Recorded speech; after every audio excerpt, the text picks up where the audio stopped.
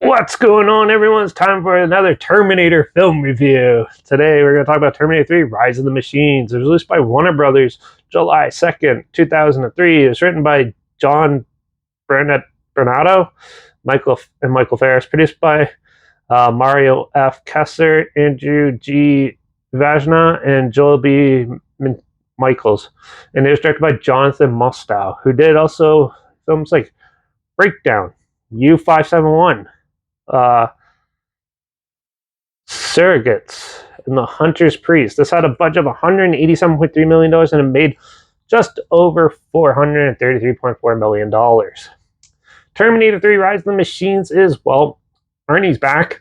The Terminator is also set to help protect Sarah Connor and Sean Connor, who actually comes back into the past to help protect his family from and some other people from a new cyborg that's come back and is more ruthless and aggressive and has more power to take him out to prevent, and they're there to prevent the war from happening in the future, just like the other films.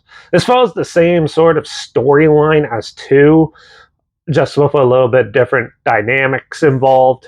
And overall, I do gotta say the special effects and the robotic effects look really good in this.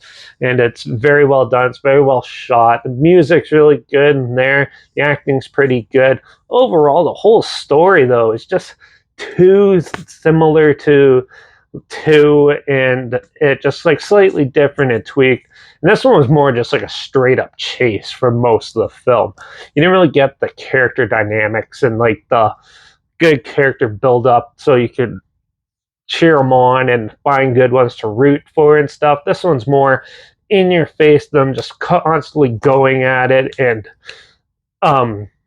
taking it out. But it's also a good way to show like the new sort of style, because this is when CG was still in its infancy and was still being developed to be better. And yeah, it still looks really good and stuff like that for early 2000s. And yeah, they had all the good hallmarks of a good action sci-fi film. It's just the story was so stale. And overall, it was just a big chase scene for the most part, which I thought was kind of dull. And because like, yeah, it's cool seeing all that and stuff, but I want more meat to the bones in a story than just like the typical action. Like, this isn't a Michael Bay flick. Like, come on.